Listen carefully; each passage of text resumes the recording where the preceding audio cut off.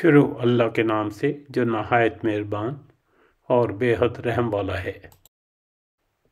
اور ان میں چاند کو نور اور سورج کو چراغ بنایا، اور اللہ نے تم کو زمین سے عجیب طرح اگایا، پھر وہ تمہیں اس زمین میں واپس لے جائے گا اور اس سے یکا یک تم کو نکال کھڑا کرے گا۔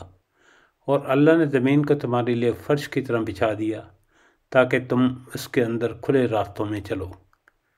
نوح علیہ السلام نے کہا، میرے رب، انہوں نے میری بات رد کر دی اور ان رئیسوں کی پیروی کی جو مال اور اولاد پا کر اور زیادہ نامراد ہو گئے ہیں۔ ان لوگوں نے بڑا بھاری مکر کا جال پھیلا رکھا ہے۔ انہوں نے کہا، ہرگز نہ چھوڑو اپنے معبودوں کو، اور نہ چھوڑو ود اور سوا کو، اور نہ یغوث کو اور یعوق کو اور نصر کو۔ انہوں نے بہت لوگوں کو گمراہ کیا ہے، اور تو بھی ان ظالموں کو گمراہی کے سوا کسی چیز میں ترقی نہ دی۔ اپنے خطاؤں کی بنا پر ہی وہ غرق کیے گئے اور آگ میں جھونک دیے گئے۔ پھر انہوں نے اپنے لیے اللہ سے بچانے والا کوئی مددگار نہ پایا۔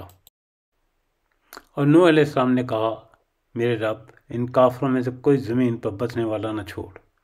اگر تو نے ان کو چھوڑ دیا تو یہ تیرے بندوں کو گمراہ کریں گے، اور ان کی نسل سے جو بھی پیدا ہوگا بدکار اور سخت کافر ہی ہوگا۔